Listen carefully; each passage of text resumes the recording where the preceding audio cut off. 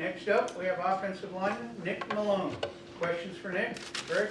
So Nick, I guess we got to start out with the negative, but talk about Saturday night and the struggles. What were they? It was a lot of beating ourselves. They're a good team, but I'd say a majority of the time we beat ourselves, and then instead of them beating us.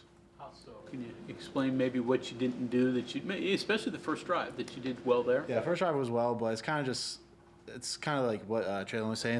It's the little things like communication piece. Obviously everybody's gonna point out the snaps, but it wasn't just snaps. That was the bad part. It was a lot of the little pieces that went along with that kind of derailed us a little bit. First time you face a three-man front, just talk about some of the differences there that you don't normally encounter. Yeah, it's especially games. The last few games, obviously everybody's been four down front, but we go against an odd front every day at practice, so they're kind of similar to our defense. So a lot of it was kind of easy for us to pick apart and kind of From practice, yes. but not the game. Yeah. And I guess Kansas State's a three-man front too. Exactly. So. We'll be facing I'd say almost same exact defense this week. The snaps. Did you have to give words of encouragement to Brandon? Try to keep him you gotta tell him he's cooled down and everything, but he's the guy who's gonna come back and fight. There's never giving up, or he's always gonna fight back, and I think he'll show it this week. You mentioned the snaps. What was said now into this new week on Monday? How can you, as collectively as a group, avoid that happening again? What was even the conversations during the game? It's just kind of just getting more snaps, getting used to it. I think they're gonna try different stuff this week, snapping, but it's kind of just for him. It's just keep getting back to routine, and especially us, like being around him, you gotta build him up instead of tear him down. Because if he gets you tear him down, nothing gets good from that. So it's kind of. We were talking a lot about the self-inflicted wounds from Saturday. How frustrating is that to start? How much more frustrating does it become throughout the game as they compound and you're in what you consider a winnable game? And what do you say afterward to say, okay, let's not do this again? Yeah, it's very frustrating because, like you said, the first drive we go down, we score is easy, and it's kind of going along the lines of, like I said, beating ourselves. It's where we're one of the best teams in the country, one of the best offenses in the country, and when we have those self-inflicted wounds, it's kind of like this shouldn't be happening. We should be dominating, and when that doesn't happen, that's the frustrating point to where you pointed out. But now it's after going back and watching film, we're able to critique those little things that happened, and especially kind of going against the same defense this week, we'll be able to handle that and kind of build upon that and do better, so we don't have those frustrating moments. Were there any instances on those high snaps when you looked at the tape and you said, if the timing would have been right, we had this. This was blocked perfectly, or we had big plays? Were there some of those where the timing was just a little bit off? Yeah, I don't know about timing, but it's literally like the little things I said. It's the one little thing, one little block, one little tweak, one little timing, like you said, that goes from a 3-yard loss to a touchdown, or a 3-yard loss to a 6-yard gain. It's one little micro thing that we can fix that'll help us. So you saw some of those things and you're like, wow. You can see it. It's whenever we're beating ourselves, it's always just like somebody not doing their job. It's just like one little thing that can be fixed and that can make us do better the next time. As a group, especially having multiple veteran leaders and things like that now that have been through the war, Coach Brown, Green mentioned after the game that there was no snap issues throughout the week, that despite Brandon's hand issue wasn't a concern going into the game. How do you avoid something that isn't a problem for 5-6 days, then all of a sudden creeps up and then just becomes like you through the game? That has to be the most frustrating part. Yeah, no, it's you can't, like, you never expect things like, oh, this is going to happen. You just have to kind of be prepared. So that's why, for instance, like they'll do like wet ball snaps. Like you never know, it might rain. You never know, rain delays mess up snaps. But they kind of you're never prepared for that kind of stuff. But that's when Brandon hurt his hand, Landon came in, we scored. It was next man up kind of mentality and just staying ready. So because you never know what's going to happen.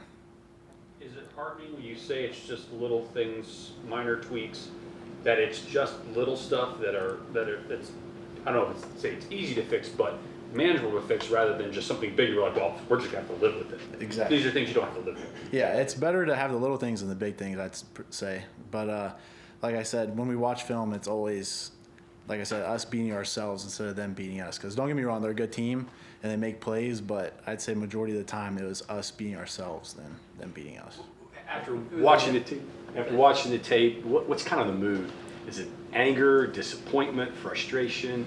What would you say? How would you characterize it? I'd say it was a disappointing loss because we expected to win that game. We should have won that game, but the fact is we have to go back, work, and kind of we get another chance this week for another big team, and then at home and kind of build our fan base back up because I know they're down right now, but we got to show them that we're going to continue to fight and show them. I'm going to ask pretty much the same thing John did in a different way, maybe. Take me through the healing process after a loss. Yeah, especially there's so much emotion leading into that, whether it's frustration, anger, when it leaves you, what Sunday is like. Yeah, well, let's start game day. We lost. That was the downfall. But then you come in Sunday, you get a lift in, you kind of watch film. As me personally, I watch it myself, look at the comments that are made, and kind of do my part and look at my part. And then we come in today, we have meetings as a collective. We go special teams as a unit and then position. And then once that's over, we kind of go and do the corrections from the game, like those little things I was saying. And once that's done, flip the script and we're on to Kansas State. So it's a quick turnaround. So that's a good thing and a bad thing. Is it better that it's a night game and you're probably not running downtown and drowning your sorrows, shall we say? Yeah. I don't think any of our team drowned our sorrows per se or anything, but I kind of think you just got to flip the script because that game's over and you're facing a equally or even better team this week. So it's kind of, you just got to let it keep rolling. You mentioned, look at your comments. You're talking about social media comments, things like that? No. You get on there? No, I try to stay off, even the good. Even when we win, you got to just keep eyes on comments meaning Comments coaches. I got you. Coaches comments, yeah. right, Not the, crazy stuff. yeah. Going to Kansas State, talked about it a little bit earlier with their run defense, and obviously that's what you guys like to do. So how do you avoid that being a problem? What do you know about what they like to do? Like you said, they are a good rush defense, and I kind of this week I think handle those little things because I feel like they're going to try to exploit those things that Iowa State did, the twisting and kind of all the backer movements and filling in the box and dropping all that stuff. So I think that's what they'll watch, and we're going to watch the same thing like we did and fix those things to make it better for us. So They're also one of the better teams in the country in tackles for loss and sacks. They really know how to get back to the backfield.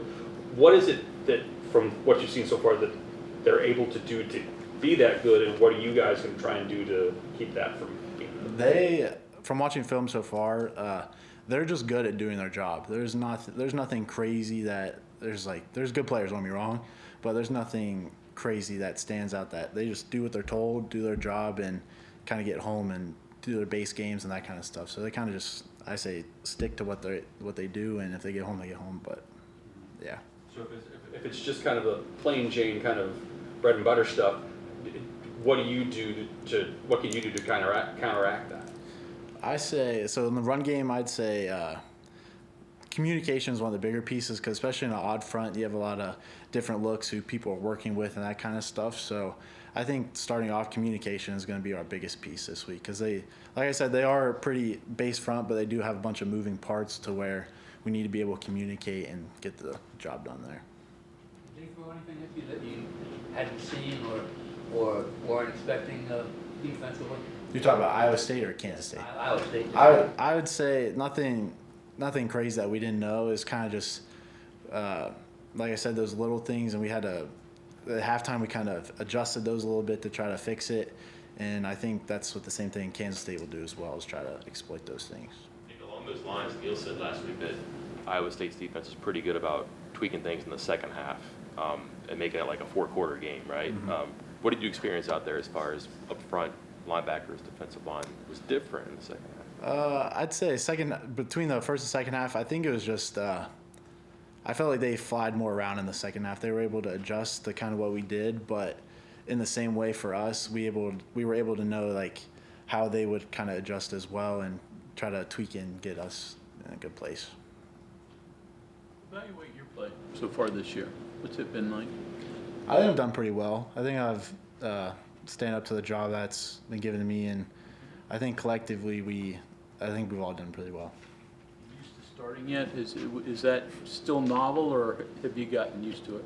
I'd say kind of getting used to it now. It's like I've said before, kind of getting into that role of backup to starter is always in my mind. I was like starter, like you have to go in as your starter because you never know what's gonna happen. Like Landon this year, going thrown in there, you just never know when your chance is. So I play like it every time.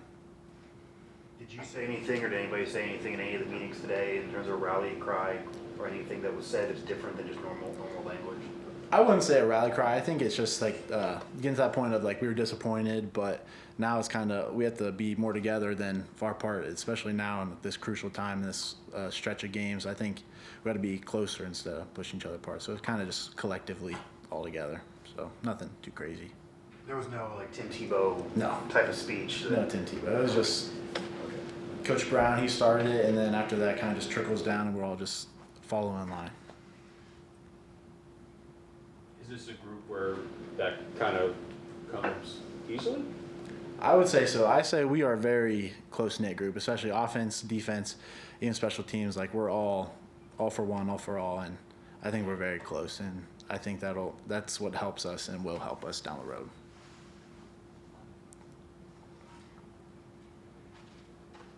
Okay, anything else for Nick? All right, thank you very much. Awesome. Thank you.